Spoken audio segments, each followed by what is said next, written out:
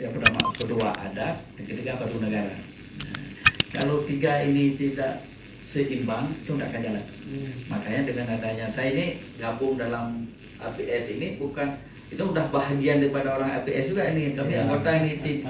Ya kayak waktu acara ini, waktu ini kawan-kawan minta pada ini hari raya kan, pada rencana mau pulang ke Aceh. Sini Kan, dulu, Pak. kesini dulu bahkan jadi pulang ke sana kan ada tiket lagi. Tapi tiket, tapi karena ini merupakan komitmen.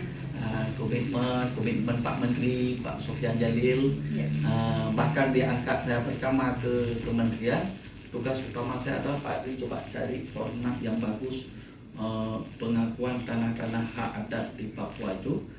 Jadi kalau investasi jalan, masyarakat adat itu tidak dimarginalkan, pengalaman di Odo Bayu. Nah, jadi kalau kita pergi misalnya ke Sumatera, itu kalau Sumatera itu masa lalu, Kalimantan itu masa sekarang, Papua itu masa depan. Jadi bagaimana menata masa depan jangan terulang seperti di Sumatera. Di mana di Sumatera itu tanah-tanah itu karena diambil jadi HPH dari semua, kemudian hak-hak adat itu hilang.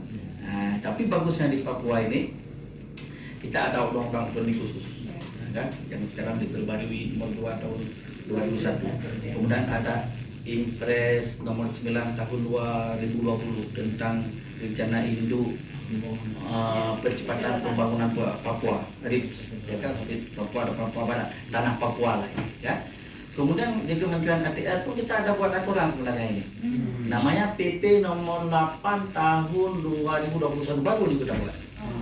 Jadi PP ini bagaimana tanah-tanah adat ini semua berhubungan dengan investasi dan itu harus disosialisasi benar. Sebenarnya PP ini lahir